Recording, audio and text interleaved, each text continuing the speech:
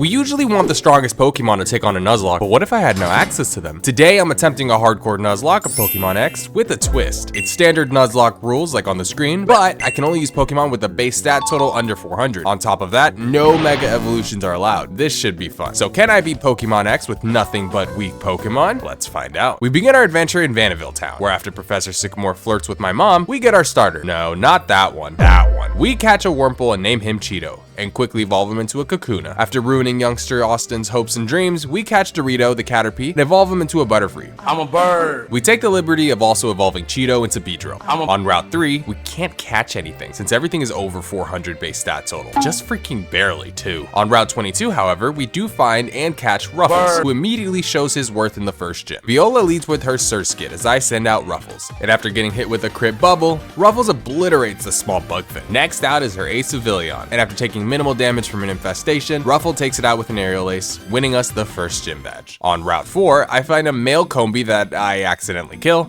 probably for the best, and find the poison barb who I decide to give to Cheeto. Arriving into Lumio City, we immediately get eyeballed by this taxi driver, and get another starter that we can't use. Goodbye, best Gen 1 starter. We meet a weird, fashionably challenged man with orange hair and make our way through Route 5. I can't even catch up Plusle. You're disrespecting me. On Route 6, at a glance it appears as if we can't catch anything, but after evolving Inkata with an empty party slot, we're able to get our next encounter, Shedinja. Now don't worry, I won't just cheese everything, maybe, but I'll just say I'd be damned without this thing. On Route 7, I catch Pringles, who unfortunately sketched Aerial Ace for me, and in Connecting Cave, I can't get anything. On Route 8, after picking up the Old Rod, we catch a Love Disc who I named Kettle, and this thing is jolly.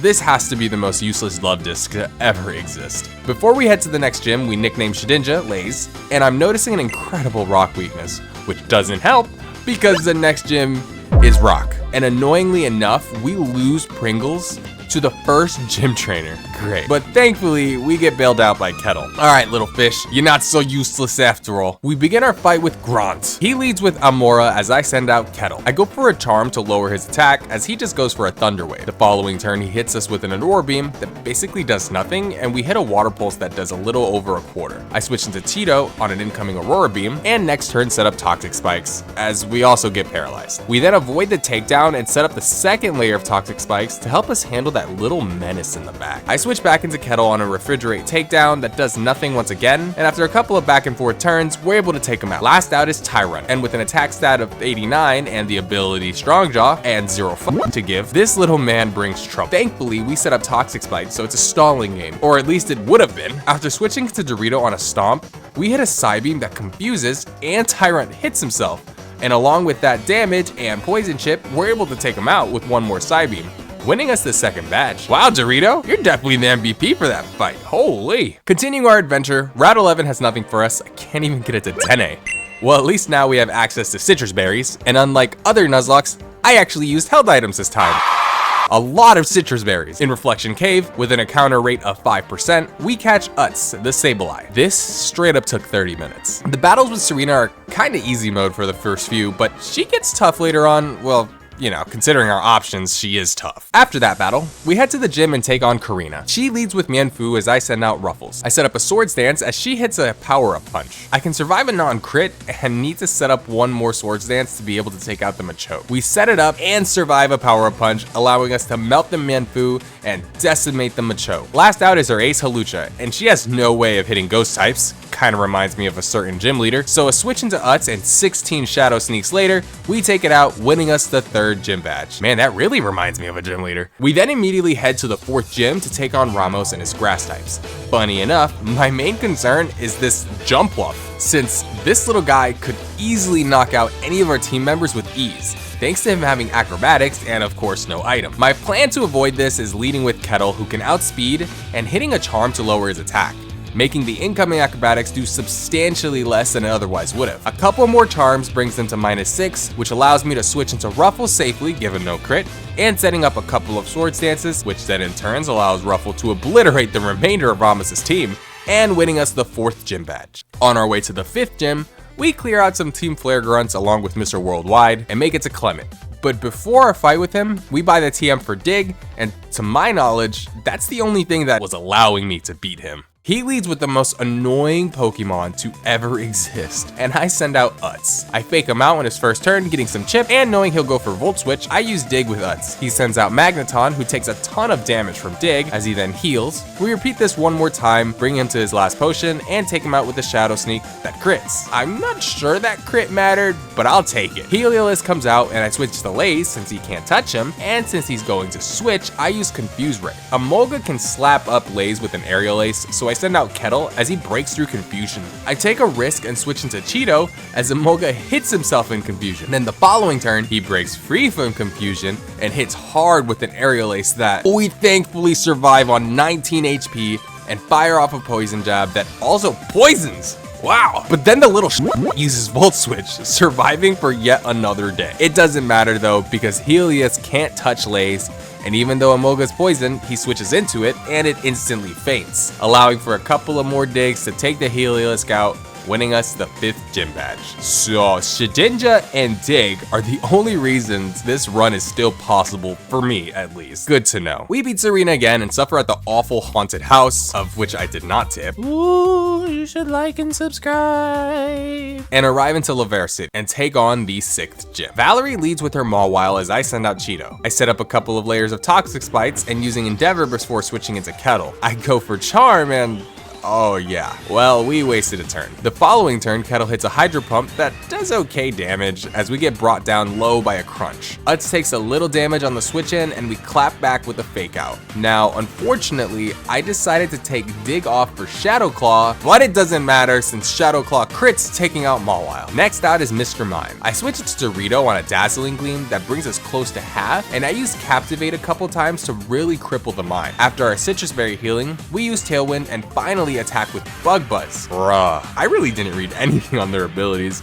Whoops, so much for being prepared. I switch into Cheeto on her healing turn and then fire off a Poison Jab that bodies it. Sylveon is out next, and after getting brought down low and healing it off, we're able to take it out with a Poison Jab, winning us the 6th gym badge. Yeah, the low level evolutions kinda suck moveset wise. We clear out the Pokeball factory and make our way to Route 17, where our next encounter awaits. Oh, whoops. We arrive into Anastar City and we have our sights set on Olympia. She leads with her glyph and I send out Dorito. She sets up a light screen as I use Quiver Dance, learned from Level Up, increasing our special attack, special defense, and speed. Now I get greedy, setting up to +4, but we're not punished, and attack with the Bug Buzz that only does half because of the light screen, but thankfully, this AI is absolute trash and just sets up a Reflect as the light screen wears off. Well, this allows us to delete the rest of her team, winning us the 7th gym badge. Now, Lysandre scares me greatly. Thankfully, the first fights with him are cake. Sorosic is also easy since he only has 2 Pokemon, and he leads with a Crobat as I send out Ruffles equipped with a Citrus Berry. We set up one Swords Dance and heal a bit back before blowing the Crobats back out with Acrobatics. Malamar is out next, and we body him too, winning us the battle.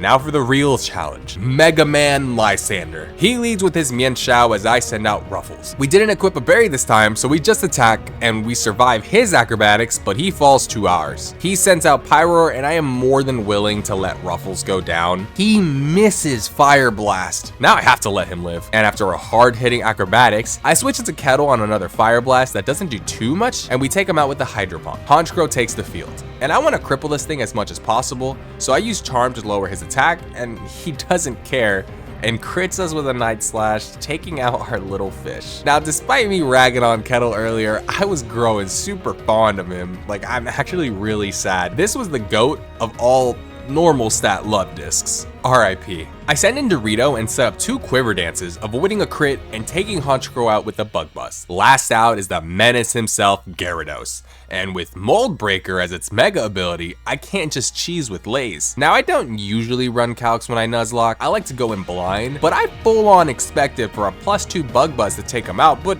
nope. He survives super low and takes out our sweet Dorito chip with an Iron Head. That crit so mattered. You will not be forgotten, Dorito. This win is for you. I send in Utz to finish the job and sit in the corner of my room crying because I only have 3 more viable encounters. In Terminus Cave, I encounter an Ariados named Takis and head to the bridge for the Gauntlet of Rival Fights. Now, it wouldn't be so hard if I got to heal after each fight, but nope, some doofus challenges us weekend, but I won't say who. Shauna leads with Delcatty as I send out Utz. I do need Utz to handle a particular particularly troublesome Firebird later, so I need him first. I fire off a fake out for some chip and switch it to Taki's the following turn as she uses Charm. A barrage of poison jabs and a lucky poison take her out. Next out is Delphox. I switch it to Utz on what I thought would be a fire move, but nope, and we don't get affected. We use Fake Out for some chip as she sets up a Calm Mind the next turn, and my Rock Tomb does an incredible amount of damage thanks to a crit, and we're then able to finish it off with a Shadow Sneak. Out last is Goodra, who we're able to cheese with Lays and take it out with the flurry of cuts. Next is Mr. Impatient Dancing Idiot, who didn't even bother letting me heal. He leads with Talonflame and I send out Utz. We tank his acrobatics surprisingly well because Talonflame actually has a terrible attack stat, and we hit a Rock Tomb, taking him super low, allowing us to Shadow Sneak him to take him out, but burning us in the process. In comes Roserade. I switch in Lays to wall him, and he switches to Crawdaunt on a cut. I swap into Taki's on a Night Slash that unfortunately crits us. He then outspeeds and takes us out with a Crab Hammer. I switch into Ruffles, and I go for an Acrobatics because I thought he would outspeed, but he doesn't. So it does little damage since we're actually holding a Citrus Berry this time. But we tank the next one and avoid the crit and take him out. Last out is Roserade, and even I don't know what I was thinking. Switching into Lays, even though he couldn't do any damage to me, he still has Poison Point, which could have taken out Lays and wiped any chance of me beating the Elite Four. Thank God it didn't activate. But that does give me an idea for a strat in the future. Last battle is with Trevor, and he gets called by his name because I appreciate that he let me heal before his cheek clapping, okay? He leads with his Raichu and I send in Utz. I switch to Lays since he can't touch me, and switch back into Utz when he switches to Aerodactyl. He misses a Supersonic, and we hit a Rock Tomb that does massive damage. Then the following turn, he does hit the Supersonic, but we break through and take him out with another Rock Tomb. His remaining Pokemon can't touch Lays, so he destroys all of them, winning us the rival gauntlet. Well, we now need to get our new encounters. There are 3 options, like I said before: Spinda, Ditto, and Corsola. Ditto with that imposter serves us no purpose, so I elect for Corsola, who we named Sunchips, and lucky for us, this gen, he's 380 base stat total. But after this, he gets buffed. So great for us now. Our last encounter is a Spinda named Tostitos. I also went to the move relearner and learned Recover on Sunchips, and it's time for the last gym. Wolfric leads with a Abomasnow as I send out Cheeto. A Poison Jab brings him into the yellow as we survive an Ice Beam, and the following turn, we take him out. Next out is Cryogonal, and he confuses us with Confuse Ray, but we break through and set up a layer of Toxic Spikes. An Ice Beam then brings us into the yellow, but thankfully we break through once again and set up the second layer of Toxic Spikes. The following turn, I switch to Sunchips on an Ice Beam that does no damage, and then we proceed to body him with a Rock Blast. Last out is his Ace Avalugg that gets badly poisoned on the way thanks to the Toxic Spikes. Sunchips then brings him to half with a 5-hit Rock Blast as he just sets up a Curse, and after setting up my defenses and stalling him out, he goes down to poison, winning us the 8th and final gym badge. My last battle against Serena was actually easier than I expected, so maybe I lied earlier. She leads with her usual Meowstic, and I send in Ruffles. Our inner focus prevents the Fake Out from flinching as I set up with a Swords Dance, and after taking psychic damage and eating our Citrus Berry, Ruffle takes it out with an Acrobatics, and does the same thing to Vaporeon, Atalia, Chestnut, and Absol. The final trainers in Victory Road gave me a run for my money, but I clear them no problem and make it to the Pokemon League. We do have a couple more things to get. I made a list of TMs that would be useful to me, and we got them all. Starting with Hidden Power, since Spinda has Hidden Power Water, Beedrill Electric, but not so great special attack, and Sableye has Hidden Power Fire. We'll see who we give it to. We also get the TMs for Swords Dance, X-Scissor, Will-O-Wisp, Sunny Day, Rain Dance, Bulldoze, and Brick Break. Now, we don't have access to choice items or a Focus Sash since they're locked behind the Battle Mazian. Kinda whack, but whatever. And this is our final team going in. Tostitos with Strength, Double Edge, Brick Break, and Hidden Power, which again is water if you were paying attention. Ruffles with Swords Dance, Fly, Slash, and Acrobatics. Lays with Protect, Shadow Sneak, X-Scissor, and Will-O-Wisp. Sunchips with Protect, Surf, Ice Beam, and Recover. Cheeto with Poison Jab, Endeavor, Toxic Spikes, and X-Scissor. And last but not least, the most utility Sableye you'll ever see, Utz with Hidden Power Fire, Will-O-Wisp, Sunny Day, and Rain Dance. Our first fight is against the fire expert Malva. She leads with her Pyroar and I send in Utz. She for some reason uses Noble Roar, lowering our attack stat, and we set up a Rain Dance. I quickly switch into Sunchips as she goes for another Noble Roar, and she goes for it again as we hit a Surf that still does half, so after taking some Wild Charge damage and healing with our Citrus Berry, we take her out with one more Surf.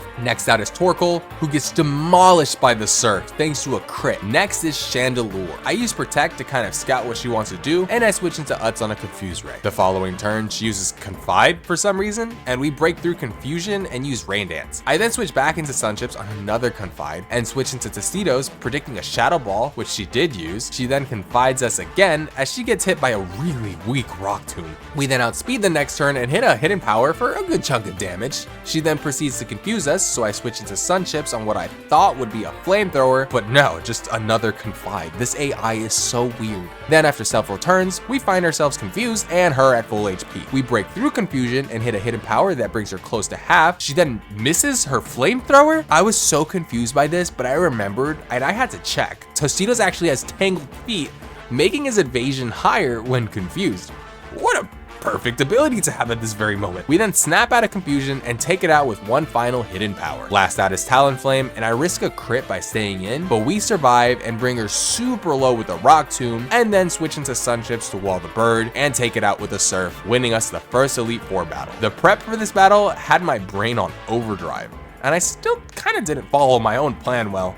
Hey, we still won and had no losses. Next on the chopping block is Siebold. He sends in Clawitzer as I send in Cheeto.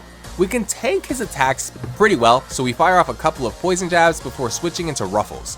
On the way in, we take a good bit of damage from Aura Sphere, but we outspeed and take him out with an Acrobatics. Out comes Barbara. I switch into Utz on a Stone Edge that freaking crits as we heal back with our Citrus Berry. We can survive another non-crit Stone Edge, I just need to get this Will-O-Wisp off.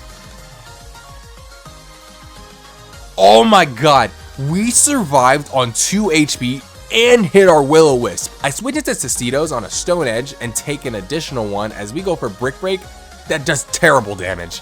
I guess you are just a Spinda after all. I switch into Sunchips, who I should have sent out in the first place, and avoid a Razor Shell and take a Cross Chop, and we're finally able to take him out with a Surf. Out is Gyarados, and this one also can't touch Lace, so I switch in and go for Will-O-Wisp as he sets up a Dragon Dance. But we're able to speed through the fight since Starmie also can't touch Lays, winning us the second Elite Four battle. Yeah, without Lays, we'd be toast. Third is the Iron Man himself, Wikstrom. He leads with Klefki as I send out Lace. Klefki can't touch us, so I go for a Will-O-Wisp that hits the special Probopass on the switch in. I stall for some chip with Protect before switching into Sunchips, stalling a little more with the Protect, switching into Ruffles to avoid the Earth Power and get more chip, before finally switching into Sunchips, taking him out with a Surf. Out next is Aegislash, and I know he's going to go for a Sacred Sword, so I switch into Utz, avoid the damage, and predict his King Shield turn by going for Will-O-Wisp, which bypasses the move, and we crippled the sword. I'm then able to Sunny Day and Hidden Power Fire the sword, taking him out. Out comes the keychain, so I switch to Lays, and like before, expecting the switch, I use Will-O-Wisp and cripple the Sizzle. I switch to Ruffles and use Sword Stance, and after eating my berry, I take him out with an Acrobatics. And finally, I'm able to stall up the keys, switching to Lays, winning us the third Elite Four battle. One more before the champion, Drasna. She leads with Dragalge, and similar to before, I lead with Lays. I expect the switch, so I use Will-O-Wisp, but she avoids the attack. I switch it to Sunchips on an Air Slash that does almost no damage, and after taking a Dragon Pulse, we survive, eat our berry, and allowing us to fire off an Ice Beam, bring her to below half, but the berry enables us to survive one more Dragon Pulse, and we take her out with another Ice Beam. Dragalge comes back out, so I switch back into Lays and avoid the damage. I go for Will-O-Wisp as she actually decides to attack, so I continue to get her low with attacks of my very own before I attack again, and her Poison Point activates. But don't worry, this time I learned from my prior errors and gave Lays a Pecha Berry, allowing them to cure the poison and letting Dragalge go down to burn in the process. Out next is Altaria, and she can't touch me either, so after burning her, setting up a couple of layers of Toxic Spikes and a lot of stall, we take it out, leaving only Dredagon left, who has rough skin, but thankfully we stay asleep because that would have been a huge blunder on my part. I then proceed to spam Protect until Dredagon goes down to poison damage, winning us the final Elite Four battle. The champion Diantha. Will we triumph, or will my pile of trash lose here this close to the end? Let's find out. She leads with her Hawlucha, and I send in Lays. She immediately switches into Tyrantrum, as we burn it. I then stall for some chip with protect and switch into Sunchips on a head smash that still does a ton of damage. We do end up avoiding a head smash the following turn and hit a surf that brings it to a sliver, but the burn damage finishes off the T-Rex. Four Guys comes out and it threatens with Seed Bomb. So I switch into Cheeto, who takes minimal from an attack, and fire back with a poison jab that does about a quarter-ish. I switch to Ruffles on a Phantom Force that won't hit us, which allows me to set up a free Sword Stance. She adds Ghost type to me as I set up another Sword Stance, and I fire off an Acrobatics, taking her out. Out comes Auroras, and Ruffles wants nothing to do with this Rock Ice type behemoth. It, however, cannot touch Lace, so a quick switch into Lace, who voids the damage and makes Goodra come in on a Will-O-Wisp. I send in Sunchips on a Fire Blast. After the berry healing, I use Ice Beam, but I completely disregarded the fact that Goodra has Focus Blast, and this spells the unfortunate end for my little Coral. Sunchips was an important part of this team, and she did her job spectacularly. Now it's time for the remainder of the team to win this. I send in Ruffles, and since we outspeed, I set up with a Sword Stance, and after we eat the Dragon Pulse and thankfully avoid a crit, we heal with our Citrus Berry and are able to finish off the gooey dragon. Out comes the Colossal Titan again, and after setting up screens, we burn it, and she starts to do this weird thing of switching between Pokemon that can't do anything to me. I think she was doing that because Flying Press does flying damage, right? But can't actually touch me since it's fighting first. Regardless, with our last PP of X-Scissor, we take out Auroras. We use Struggle, do a chunk of damage to a Lucha, and of course taking Laze out. Laze, you were the cornerstone piece of this team, and without you, this run would not be possible for me. Rest easy, we'll get her done. An X-Scissor to Utz basically does no damage as we cripple her further with a Will-O-Wisp and take her out with a Sunny Day boosted Hidden Power Fire. And burn damage, of course. Last out is our Ace Gardevoir, who easily one-shots Utz and Ruffles. Tostitos is able to survive a Moonblast and hit a Rock Tomb that slows her before falling to another Moonblast. But thanks to Tostitos' valiant sacrifice, Cheeto is actually able to outspeed and take her out with the Poison Jab, winning us the final battle and crowning ourselves champion of Kalos. If I didn't teach Tostitos Rock Tomb, it would have been over right then and there, because Cheeto only has a base speed of 75. I'm baffled that I was able to complete this challenge. While I was looking for the list of Pokemon that I could use, I really didn't think I personally stood a chance. Regardless, we won, and if you enjoyed the video, don't forget to leave a like and subscribe, as it supports the channel immensely. And until next time, bye.